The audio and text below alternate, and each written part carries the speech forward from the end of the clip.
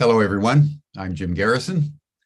I want to welcome you to this session of Humanity Rising as we continue our exploration and dialogues around the issue of apology and reparations and healing for those transgressions we've done to each other, for apologies we need to receive, apologies we need to give, not only to each other, but to our bodies for the way that we've treated them, to the earth for the way that we've treated the earth.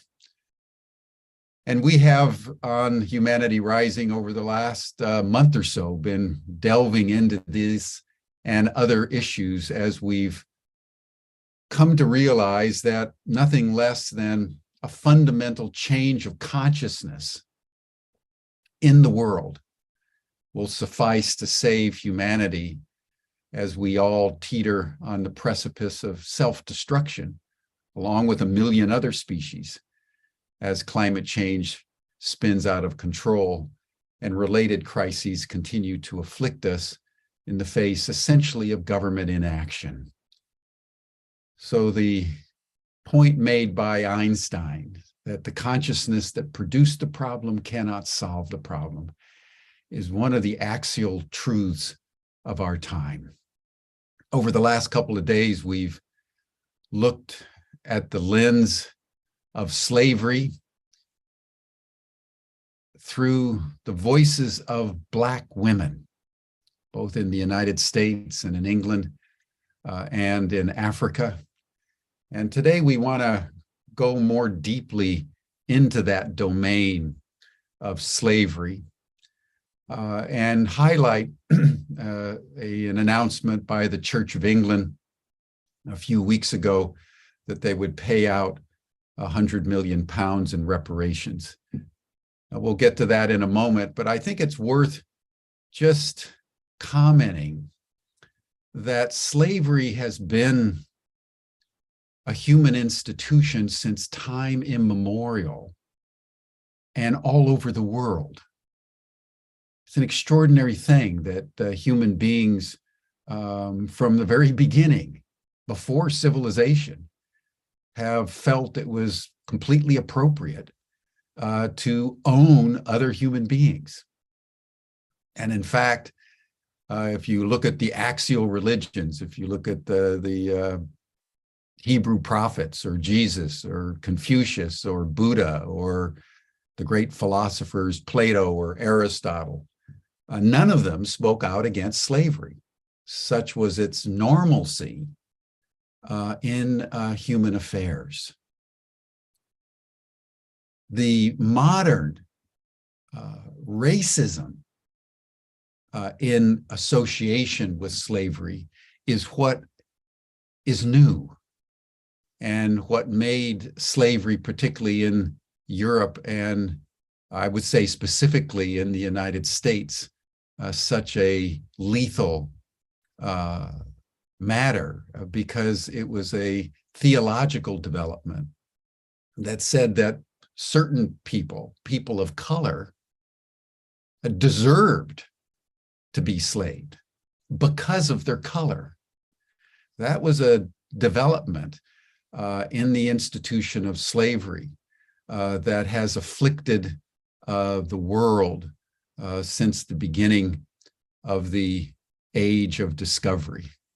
And in fact, it was in 1493,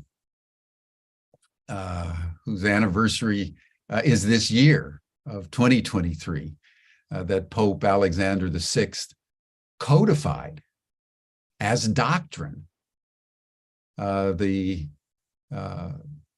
permission, the sanction of the Catholic Church, which at that time was Christianity, except for in the Eastern Orthodox traditions, that Europeans had the God-given right to go to any part of the world that wasn't previously Christianized and plunder, engage in slavery, and do essentially whatever they felt they needed to do to consolidate imperial control, at the center of which in the Western Hemisphere was the institution of slavery. And then an extraordinary thing happened beginning in the 19th century, starting in 1803 in Denmark, Norway, and then in England in 1833, and in France in 1848, and other European countries. People started to realize that slavery was immoral. And that contradiction between a moral sensitivity about slavery and the practice of slavery actually led in the United States to a civil war between 1861 and 1865, at the end of which the slaves were freed, but racism was not eliminated. And we all know from just reading the news that the posture of racism in relationship to people of color, one of the legacies of the slave trade, continues to the present day. And it's been in the midst of all this, and I've spoken very, very briefly and almost abstractly, just to give everyone a sense of the texture and the nuances of an institution that goes back to the beginning, but in recent centuries has increasingly been challenged. As Chekhov said, drop by drop, we squeeze the slave out of ourselves and come to realize the most obvious truth in the world, that all human beings are created equal and should therefore be treated equally as a matter of simple human decorum. So we're going to dive into the specifics of the Church of England offer of reparations in a moment. But before we do, let us just pause and take a few minutes just simply to breathe together. For those of you who are new, in a moment you'll hear the sound of a bell.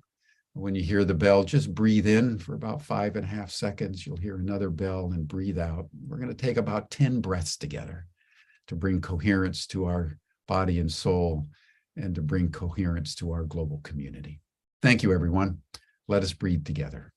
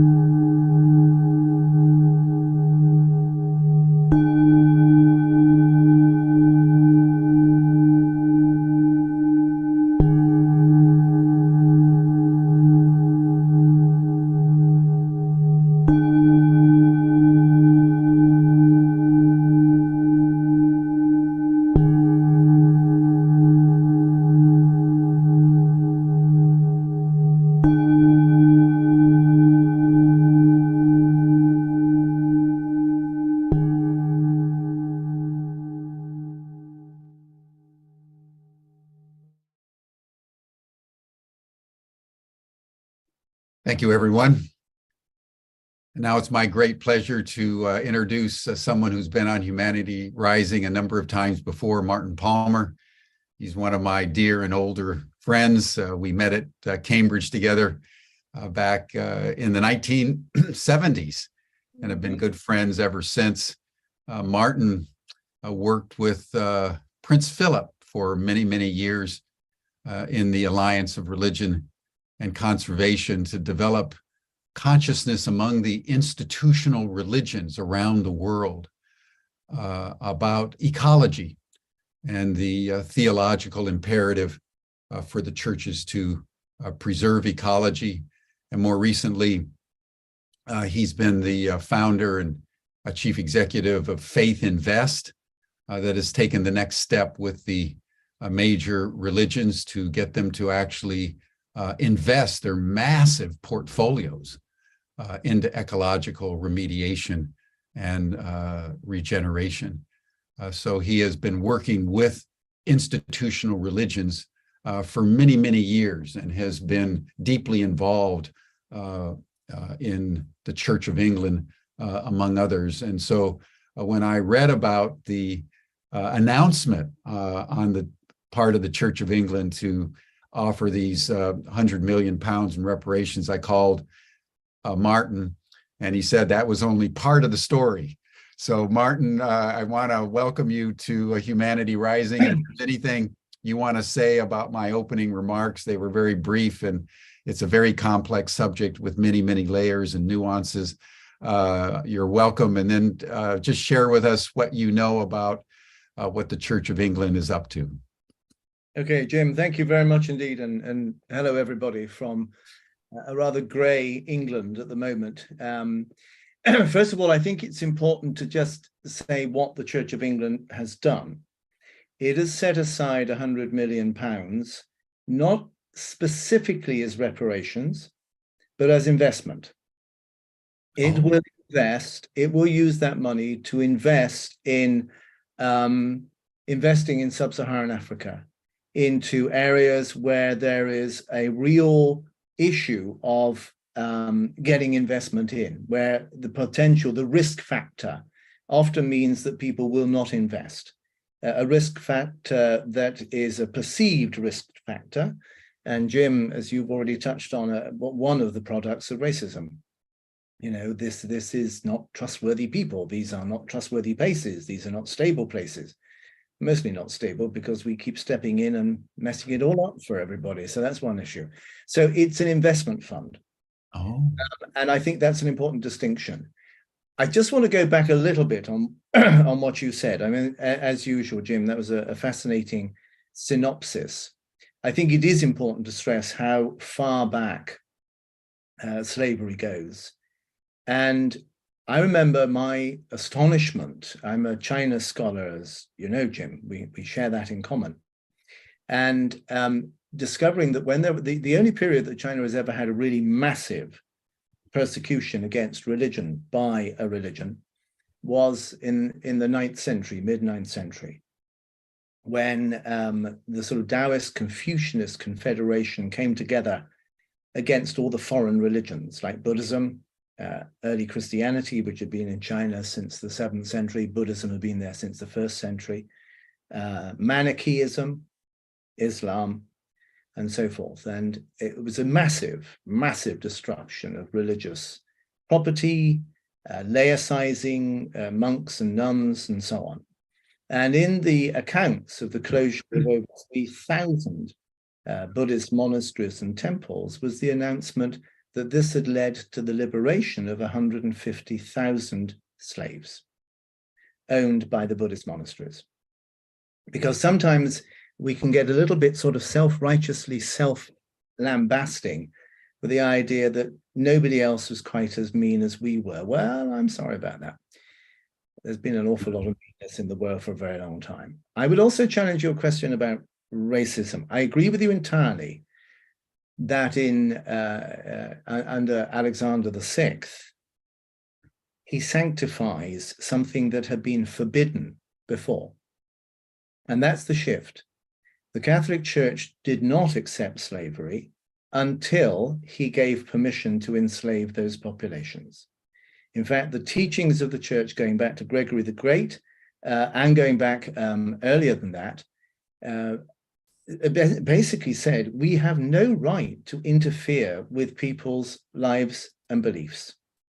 We can take the gospel to them, but it is up to them to choose. And they are independent people with their own cultures, their own beliefs, and so forth. So, for example, I mean, very simple example, one level, you could almost argue both ways. One of the famous stories about the Anglican Church, or the church in England, which at the Reformation became the Church of England, is that Gregory the Great, round about 590, is walking through the slave market in Rome. So your point, entirely valid. Massive slave market there. And he sees two children with fair hair, and he turns to one of his priests who's with him and says, "Who are these people?" And the reply is, "Oh, these are Angles from the Anglo-Saxon world of England." And the famous comment, probably apocryphal, but who cares? It's a good story, is that the Pope says, "Oh, not Angles, but angels." And as a result, he decides to send missionaries to Britain to convert these angels, these Angles.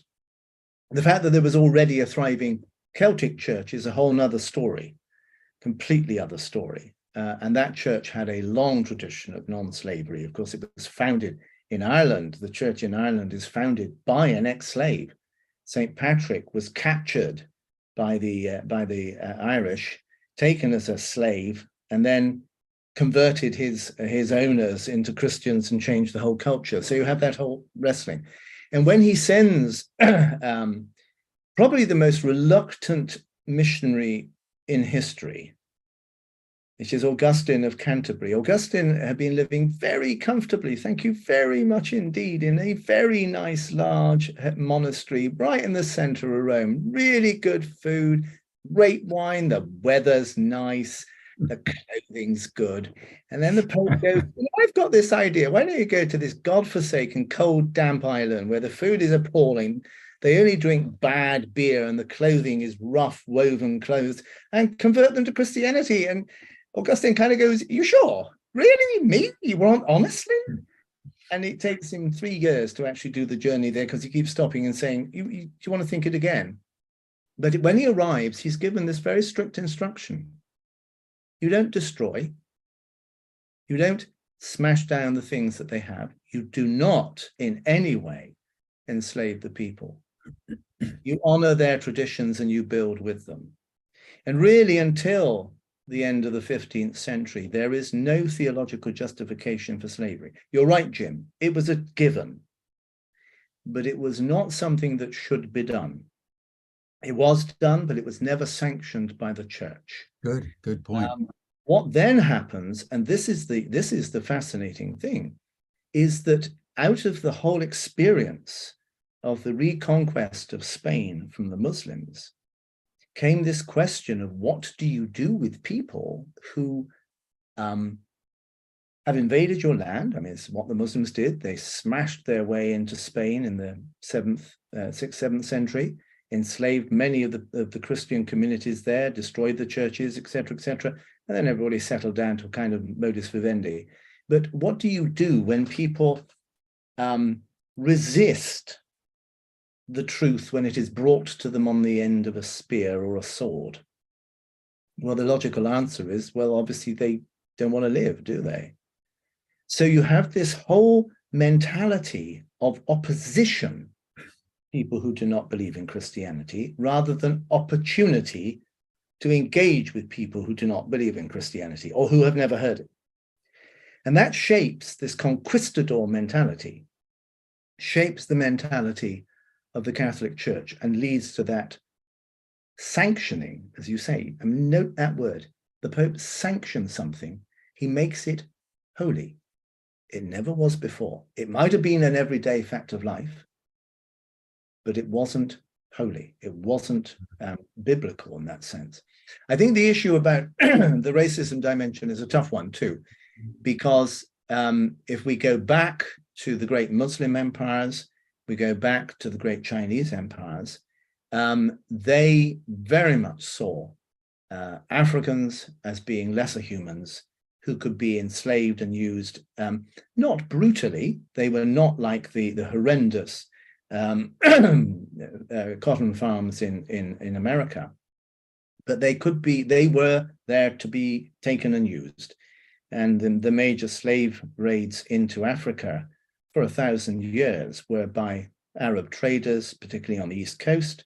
Whole development of Swahili culture was that the African chieftains needed to speak some form of sort of common language with the Arabs because they were selling the people who lived in the other tribes further into the hinterland. In China, one of the most famous pictures, which does capture the difference, is a painting which shows Kublai Khan, the great Mughal emperor, out hunting on horseback. It's a beautiful painting. And with him is an African slave servant, also on horseback, also with a hawk. So yes, he's a slave. Yes, he's African. Yes, he's there.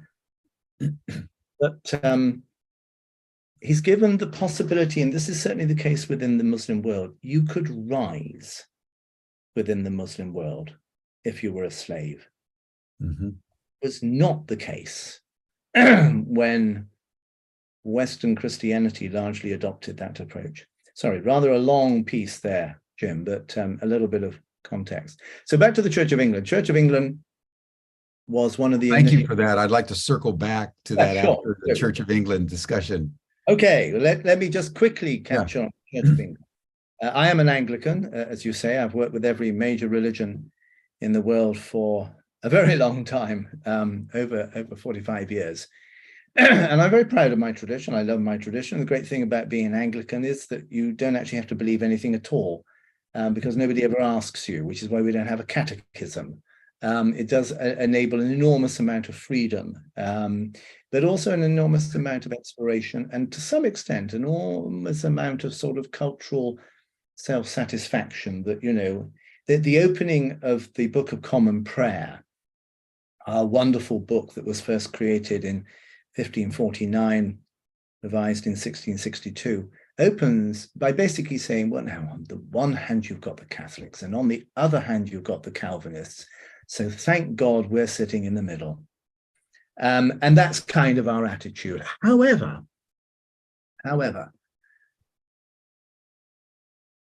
the Church of England was, in the 18th century in particular, a reflection of the Tory party at prayer.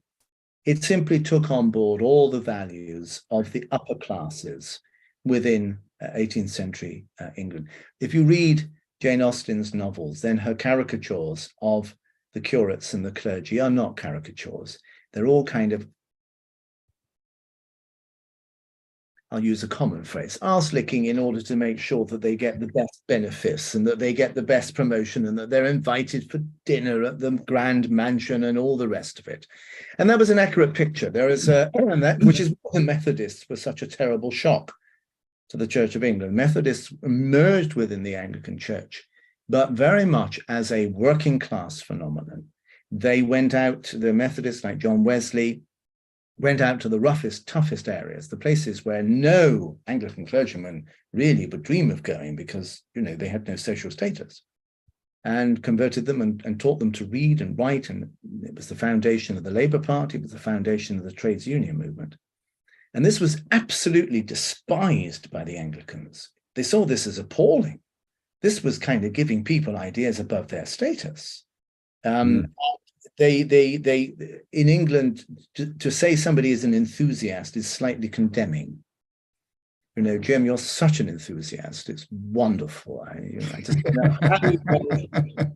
keep this level of enthusiasm going. So the Methodists were described as enthusiasts. And there is a wonderful gravestone which frankly sums up 18th century Anglicanism. It's in a churchyard near Gloucester, and it says, "Here lies the Reverend Joseph Carpenter, rector," that means vicar, "rector of this parish for 48 years without enthusiasm." And that kind of captures for you that wonderful sense of a church that had slightly declined into being a vehicle of the establishment. So they were involved in slavery. They had estates, particularly in the Caribbean. I don't believe, but I don't know, I've not done my research properly on this. I don't believe they were one of the founders of the African slave trade back in the beginning, at the end of the 17th century. But they were.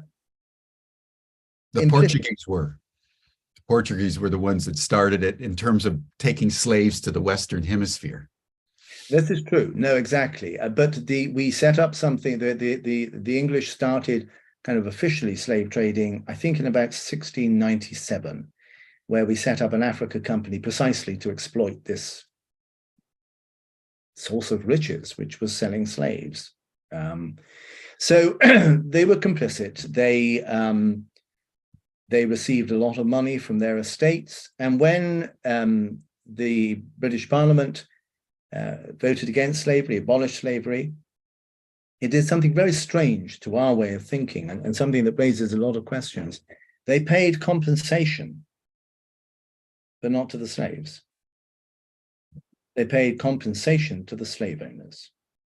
So the Church of England got a very considerable sum of money, a huge sum of money by today's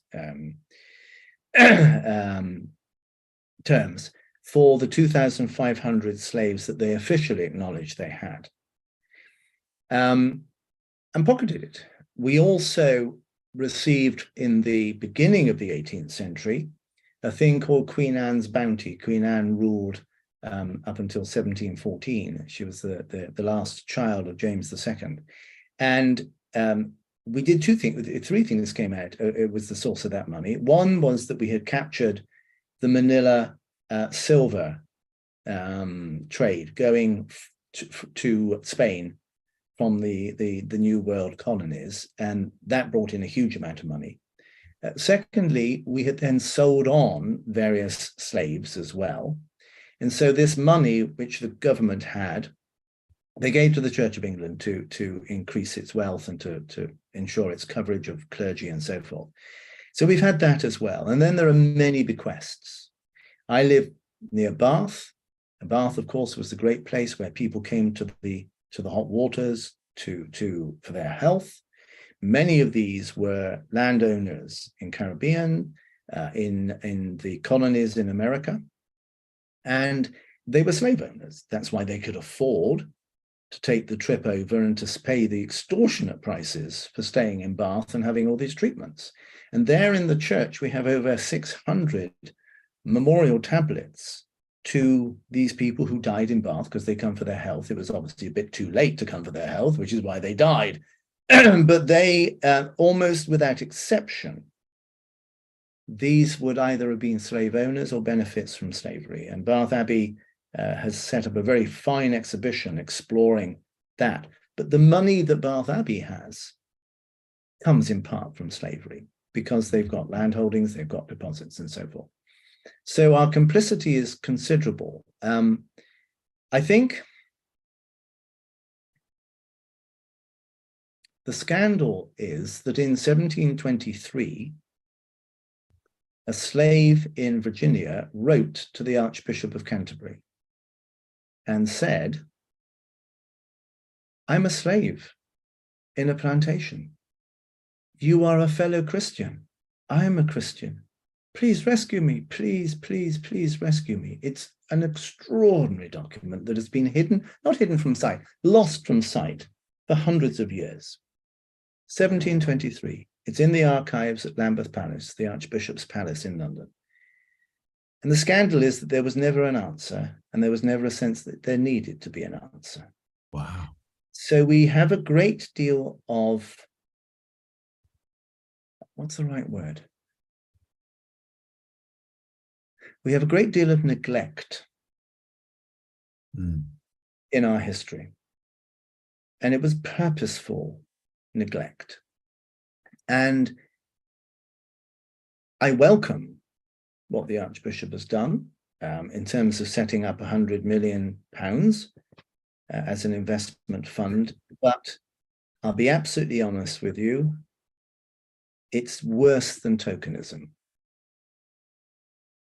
My family have lived in the city of Bristol, which was one of the great slave cities, for 500 years. We were never wealthy enough to be involved in the slave trade. We just made the ropes that tied the boats together and glue that held things together. We were kind of, upper working class, slightly lower class.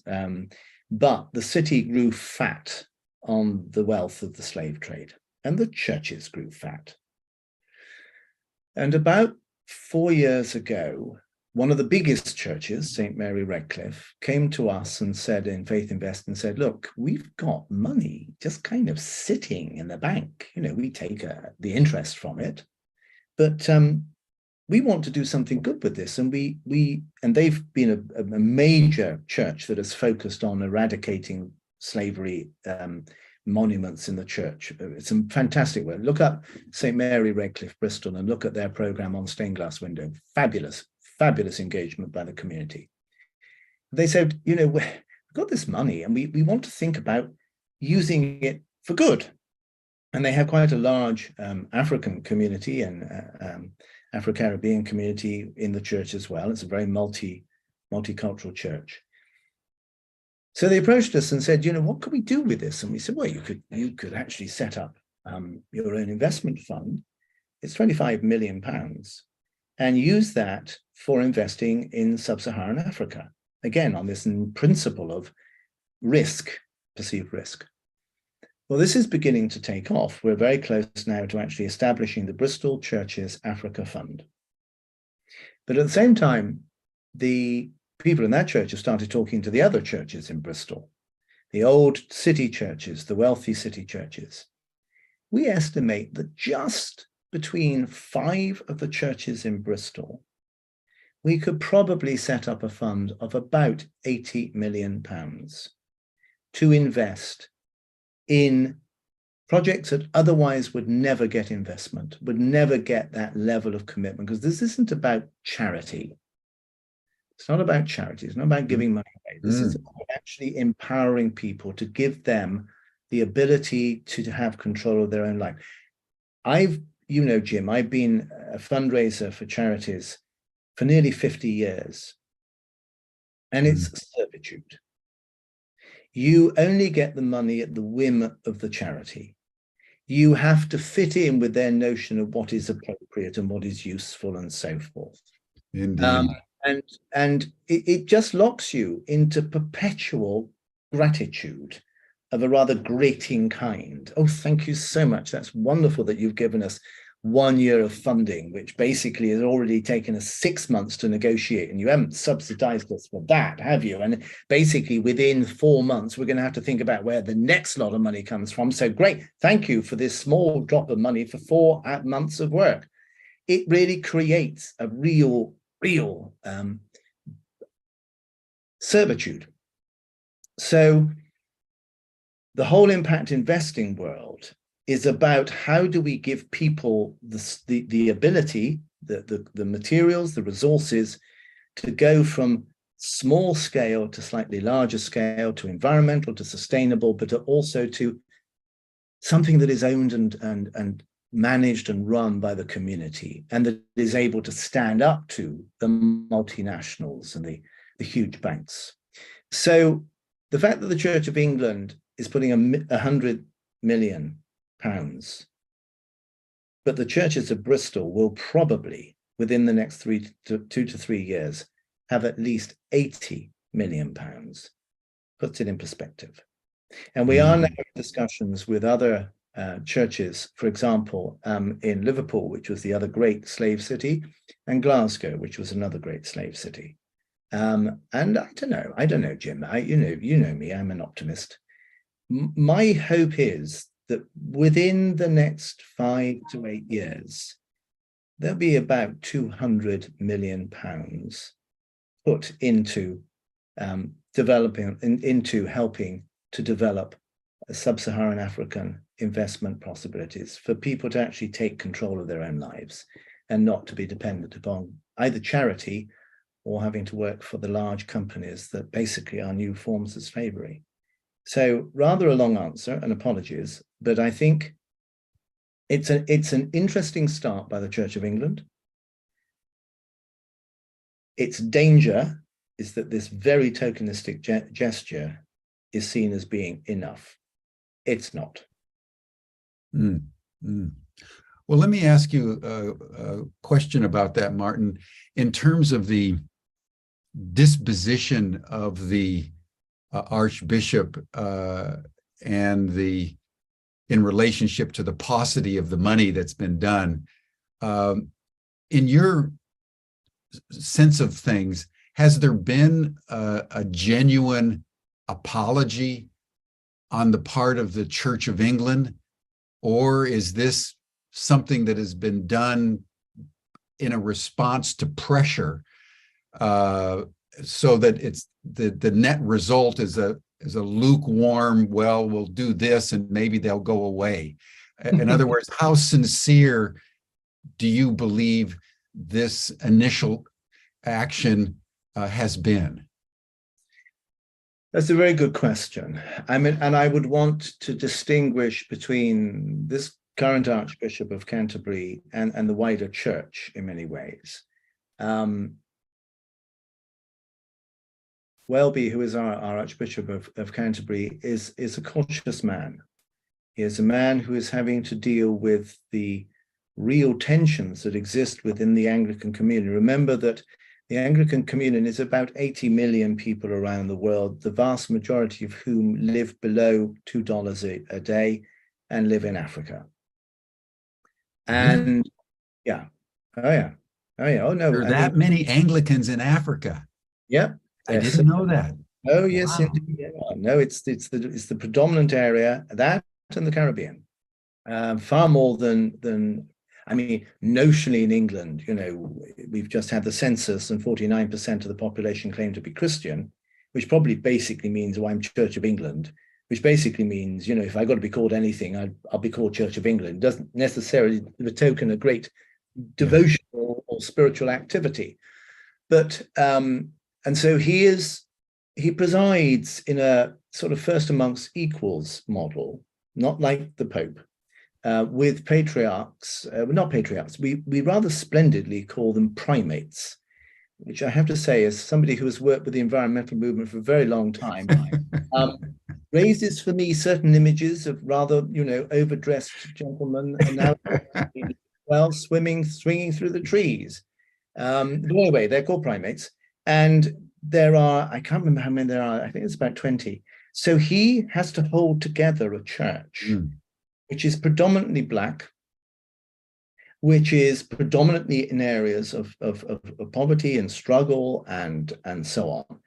And the issue of sexuality is a real conundrum, because the United States churches, the Episcopalians there, the Canadian churches, the Church of England on the whole, though not entirely, are pro-gay, lesbian, etc. rights. Although we have a huge problem about whether we can do weddings for gay marriages. I do, but then I'm not ordained. But for many people, I'm the nearest thing they know to a priest, which is slightly worrying for most people. But there we are. And I just, because I don't see the illogic, I don't see the problem with it. I don't see it. But then so he constantly has to find a middle ground. Right. And I think on this one, he's a good man. He came out of the oil industry. He was working in Nigeria, and I think he saw a lot there that made him realize that his work as a senior executive in an oil company was not beneficial. He went to Coventry, which has a huge tradition of reconciliation because it was bombed to pieces in the war and then built relinking with the German people. So I think his heart is absolutely in the right place.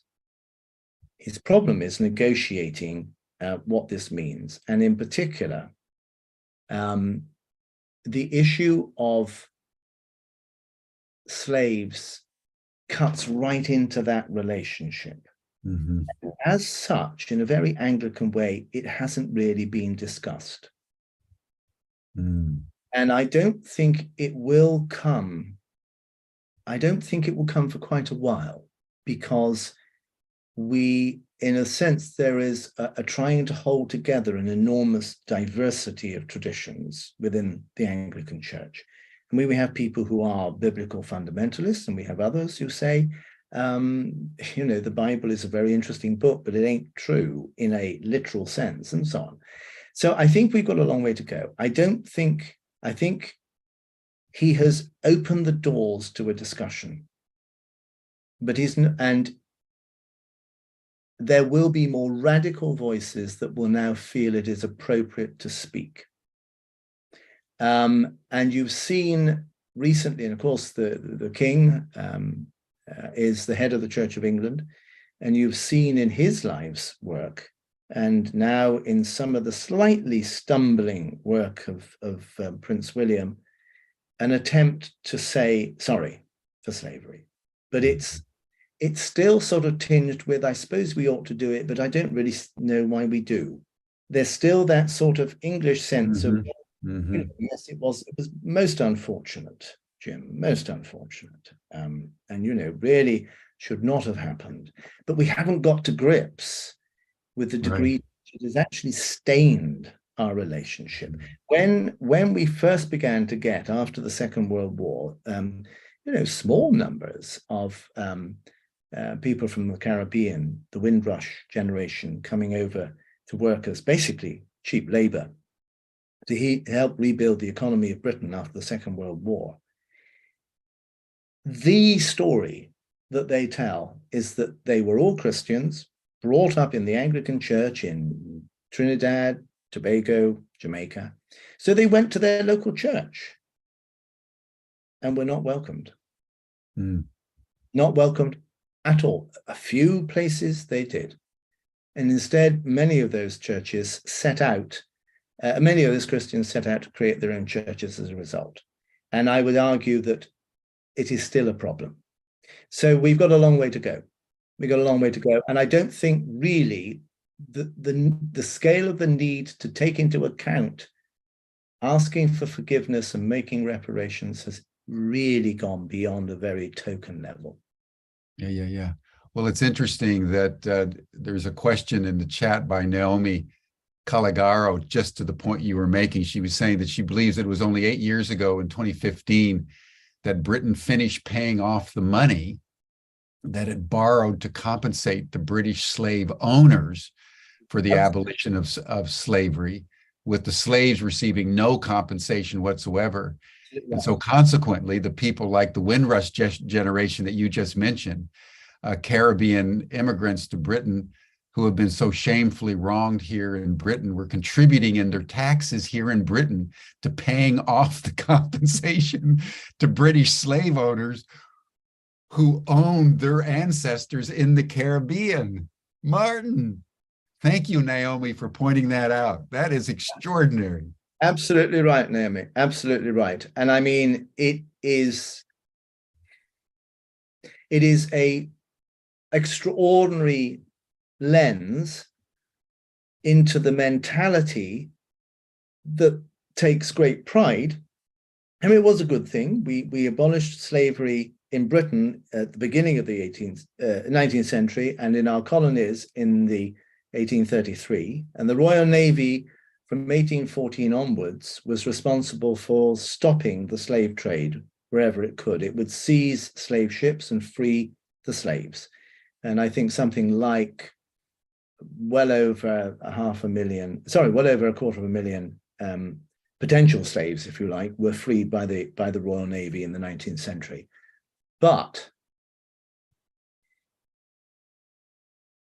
an acknowledgement, exactly as Naomi is saying, that essentially we offered these powerful families and the church compensation is where I think we need to start.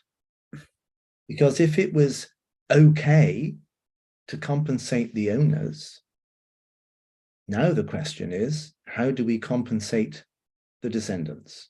And I go back again to, Bristol Cathedral now has a fantastic display beneath a memorial to one of the slave owners. They have traced back to one of the slaves on that man's plantations and traced forward to find out where the family is now. And that family now has a great display about who they are, what they're doing, their roots, their story, their history. Fabulous. Immediately beneath. So I would say that at an individual level, and remember the great thing about the Anglican Church is that it is, there is a great deal of autonomy within the church to kind of get on and do what you think is right, which has allowed the church to be one of the main groups disinvesting from fossil fuels. And that's done both at an institutional level, though the church commissioners could do more, but much more done at a sort of diocesan level, parish churches, religious organizations, missionary groups, etc., have been at the forefront of this. But those have been very much the actions of those groups. And there are some fantastic programs going on with the churches, particularly in Liverpool, where they've had some remarkable bishops.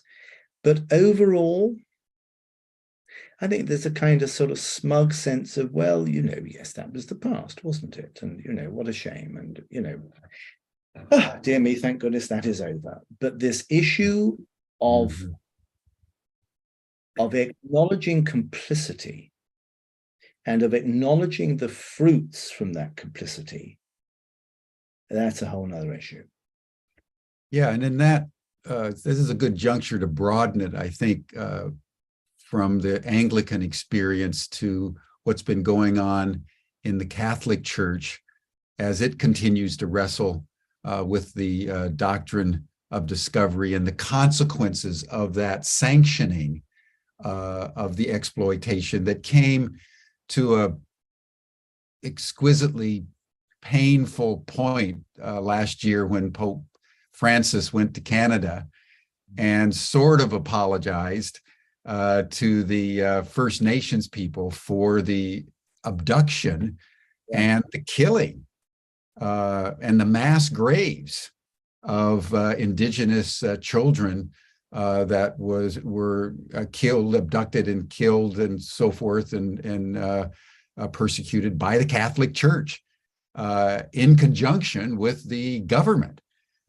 So, what the Anglicans are wrestling with is not unique to the Anglicans, but rather it's a generalized phenomenon on the part of these very ancient institutions that over time have either turned a blind eye or explicitly given sanction to activities that are now held to be heinous by any moral standard. So would love to just hear your comment, Martin, about the implications of the doctrine of discovery and any insights that you have, because I know Francis personally, and you've worked with him and worked with his staff.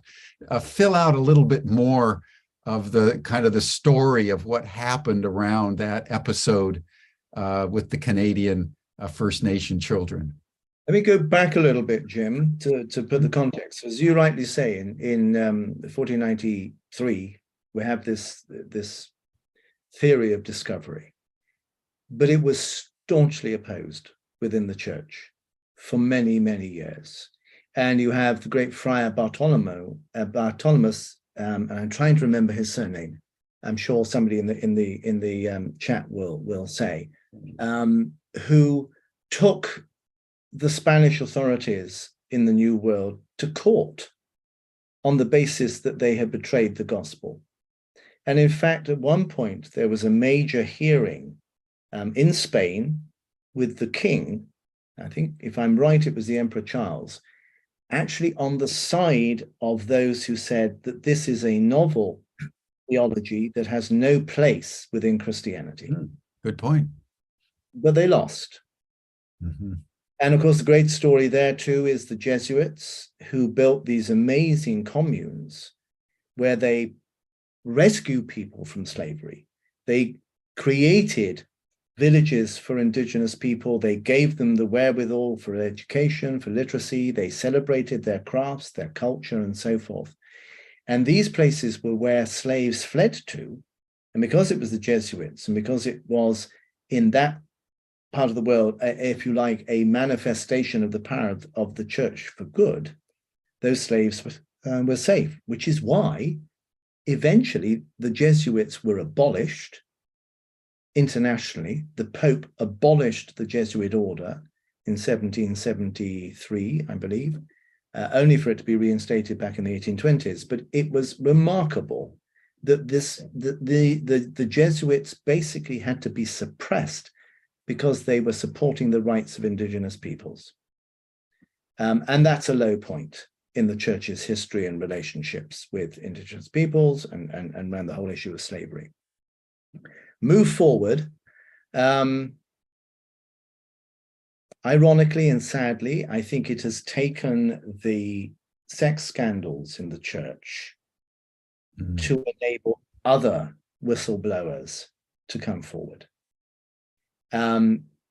These horrific crimes against peoples were known. They were in fact government policy, and not only in Canada, in Australia as well.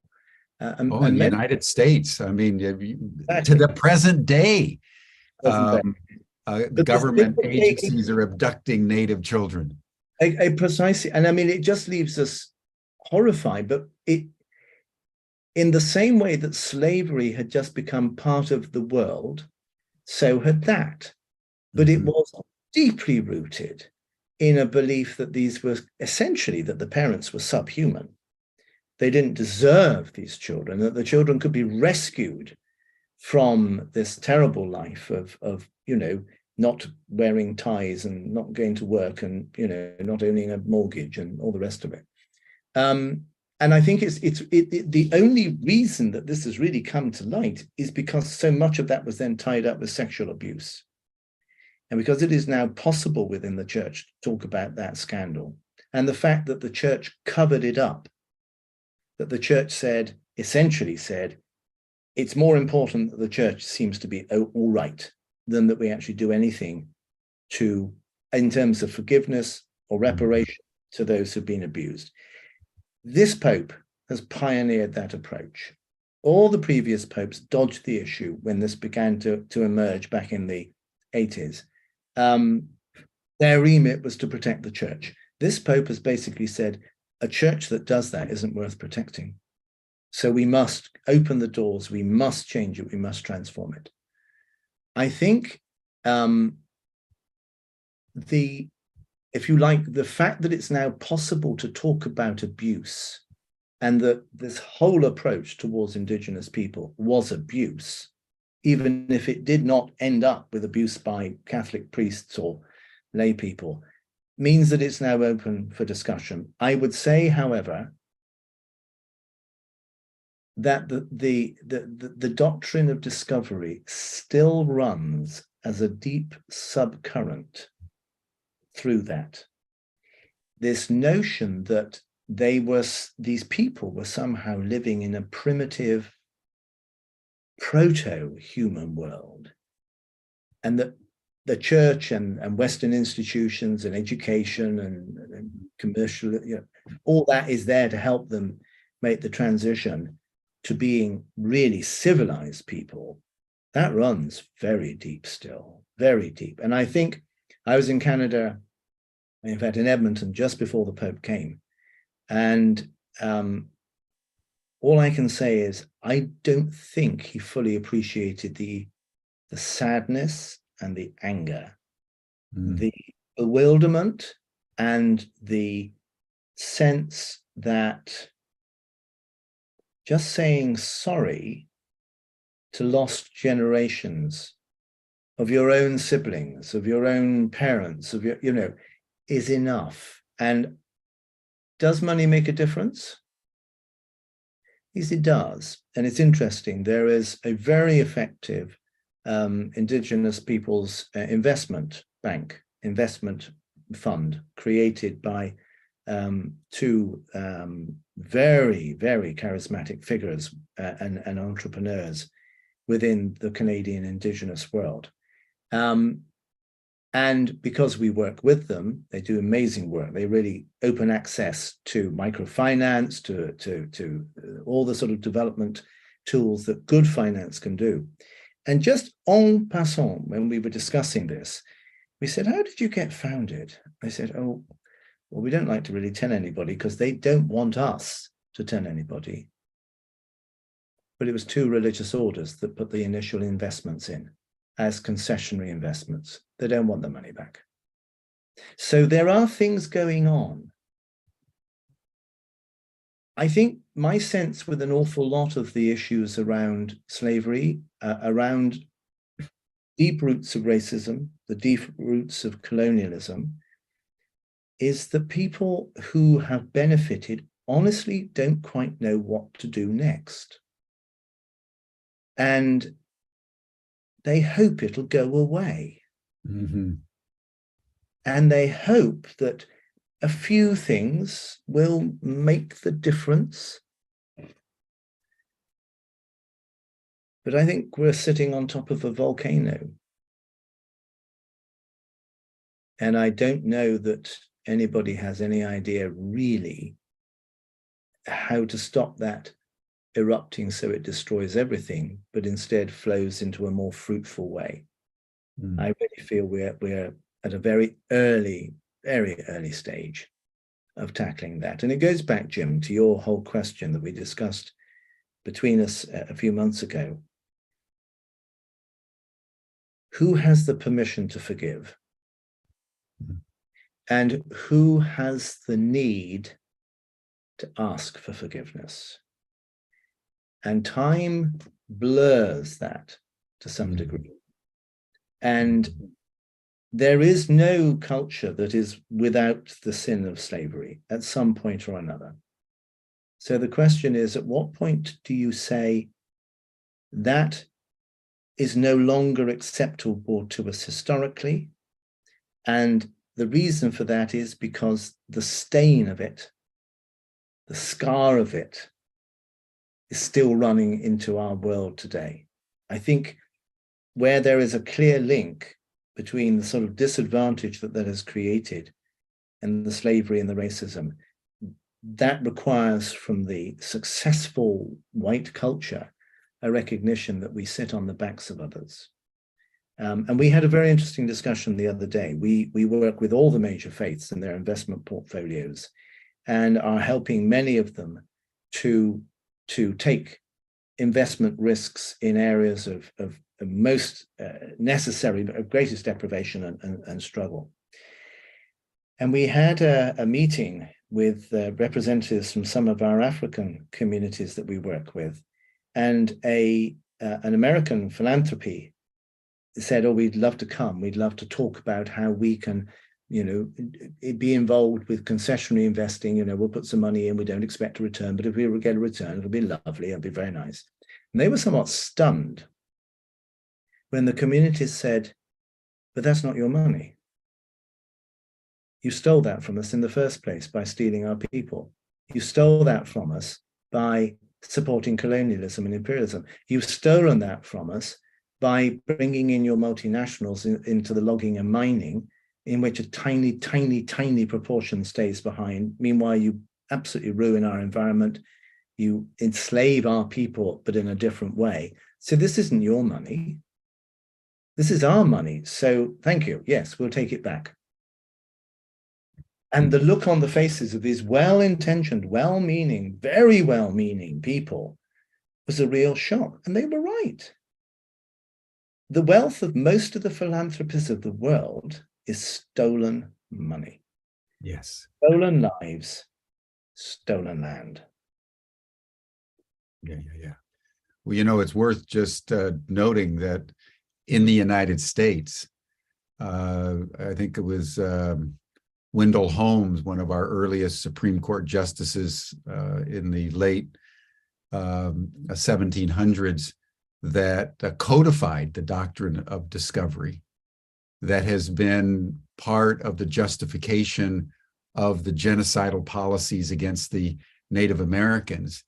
And it was reaffirmed by someone no less than Ruth Bader Ginsburg 15 years ago, when some Native tribes took a court case all the way to the Supreme Court around challenging the U.S. government's right to seize land and resources and do what they want. And she wrote the opinion, the majority opinion, saying that the doctrine of discovery legitimates it. So your point Wow. that the white philanthropists come in their beneficence, having flown first class to wherever it is that they're going, and it is all stolen money. But it's so, as you're saying, which I think is really important, it's so deeply ingrained in the psyche. You don't even see it anymore. And you actually believe you're doing a good work. Oh, absolutely. Absolutely. And I think, I don't know how you address that, really. I think this Pope is brilliant on the deep and troubling roots of sexual abuse within the church. And that is so prevalent. I mean, report after report after report. The Portuguese church has just come up with some huge figure of people who are, saying we were abused and so forth. So he's extraordinarily good on that. We're helping to restructure the finances within the Vatican and with the major Catholic organizations.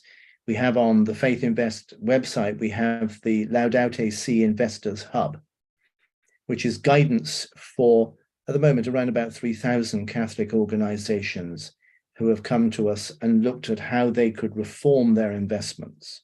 Because in the same way that slavery was taken for granted, so most religious orders have just thought, well, we'll hand our money over to a fund manager, and as long as they don't indulge in pornography or anything to do with abortion or gambling or arms, then we don't ask any more questions.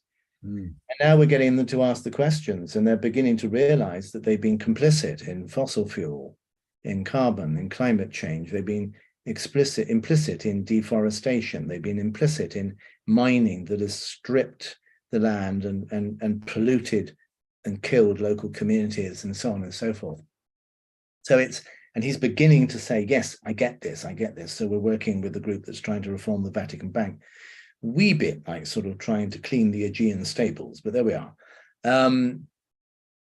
But I think what I would say is that the church, like just about every other institution, finds it difficult to deal with more than one crisis at a time. And I think the next step is to look at both the racism that was implicit in the treatment of indigenous peoples and the racism that was implicit in the subordinate role of anybody who wasn't white within the church. That's the next one to crack. And we need stories. What broke, and we need journalists, what broke the abuse story was the Boston Globe. And that was journalists. And that was in the 80s, and they dug down and they wouldn't take no. And it needs stories. And they found the initial stories, having no idea how deep this would run. And stories are now beginning to emerge. And I think part of what is necessary for forgiveness is to hear what you've done. Until you know the personal cost, it's a statistic. It's a piece of data. Well, Jim, nobody was ever converted by a pie chart. We're converted by stories. We're a narrative species, but we hide behind data. We hide behind it. We go, yes, we did. I mean, climate change, well, we're probably going to reach extraordinary. You think, no, just tell me the story about the fact that I know people in the Pacific, Christians in the Pacific, who are watching the bones of their ancestors drifting out to sea because the cemetery's gone underwater 20 years ago. But nobody noticed because they're not important. So I think that's cracking that open. So what I would say, and you've got, by the look of it, some amazing people listening and joining in. We need to get those stories out. And this extraordinary thing that you've created of Humanity Rising is a place for storytelling. And I think it's also perhaps a place around this theme of forgiveness, repentance, reparation, to start looking at specifically collecting that material together so that there is something that can be laid at the door of people, though it can go out through the media. So the scale of the issue can really, really begin to be understood and heard. Because until we hear the voices, there is no persona behind these stories. Right. Facts and figures really are irrelevant. The only relevance is if there is a story for which they are useful. So I think potentially what you're doing here over this period is unique. And maybe a next step would be to think about how those stories are collected, inviting people to send them in. You can't have everybody come on and do a 1.5 hour. It's very noble of you to have me on again. But I think if you can be providing a facility for the collection of those stories, that's how things change. Yeah. That's how things change. Yeah. Well, thank you, Martin. Just as we close, I just would love to have you say a little bit more about what you're doing at Faithinvest, because I think in terms of a story, the transition that you have helped to guide of the great religions that control such vast land holdings, huge portfolios, essentially unconsciously, until you and Prince Philip and others showed up and said, wake up and clean up and show up in a way that is really exemplifies the very virtues that you've been preaching for several thousand years, is one of the most inspirational stories that I know. And so I know we've dealt with some deep issues, some harsh issues to fathom today around slavery, but just take a few minutes to just tell us what you're doing at Faithinvest, because I think this transposition, in my mind, may be one of the greatest stories and impulses to redefining the human future that is currently happening in the world today. Oh, thank you, Jim. I will. I'm delighted to do so. Basically, as you know, because your wife Claire was one of the people who launched this whole thing of working with the religions and environment in Assisi in 1986 with Prince Philip. We worked for many years, Prince Philip and I, on the teachings of the faiths. We got them to dig deep. We got them to discover lost, buried, relationship with creation, with nature, whatever phrase you want to use. We began to get them to develop educational curriculums for their schools. They own 50% of all schools, or contribute to 50% to all schools, a third of all universities. We got them to do that. We got them to start environmental projects. There was disinvestment and so on and so forth. But in the process, we also noticed that nobody had done an audit of the faiths. In many cases, the faiths themselves didn't know what they owned. It had been parceled out. And also, there's also this slight suspicion in religion that, you don't really acknowledge that you're more dependent upon mammon than you are on the gifts of God. So it was slightly embarrassing. So we began to uncover, and we discovered that the faiths are the 5th largest investing group in the world. And the significance of that, Jim, is that if the faiths were to move their investments in line with their faiths, what we call faith-consistent investing, the faiths alone could change the face of economics.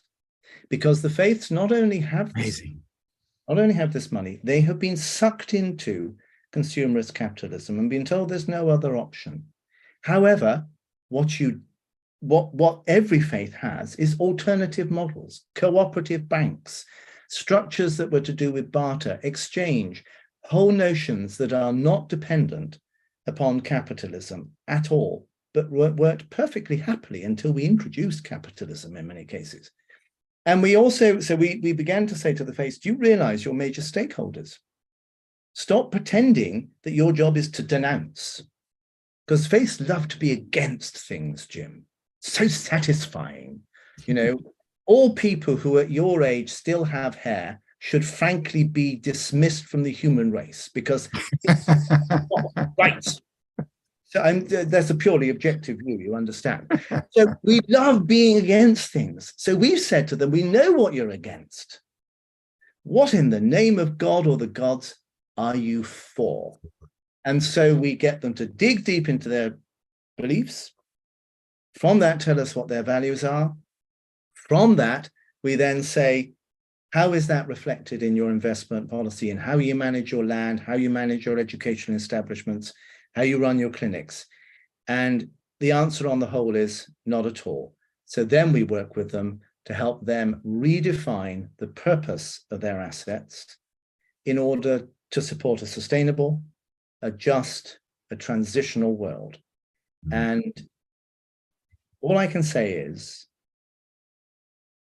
I've never met so many knuckleheads in my life, and I've never met so many people who interpret the word faith by spelling it R-I-S-K.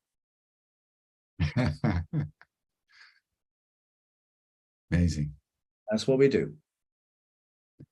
Martin, thank you so much. You're always so deeply learned and informed, and you're so wise in the way you construct the narrative, and you're doing such good work in the world, my good friend. I just want to acknowledge everything that you stand for and are contributing, and wish you all the best. So thank you so much. Thank you. And Jim, congratulations on, out of COVID, creating this extraordinary phenomenon that you've done. And I've been seeing some of the comments. Fascinating, you know, that people feel this is a place they can really talk. Yeah, that is very rare. God bless. Many thanks indeed. Thank you, Martin. And that'll bring us to a close, everyone. You're welcome to the after session chat. You'll see the link in the chat box. This has been a wonderful session. Martin is one of my dear and oldest friends, and very astute and wise. And I think he shed great wisdom on these very deep matters today. So I want to acknowledge that and thank them. And thank you all for joining us. And we'll see you tomorrow for the third and final session of Joyce Hope Scott, as we bring back Black women voices on what they've endured and the hope that they inspire. Thank you all.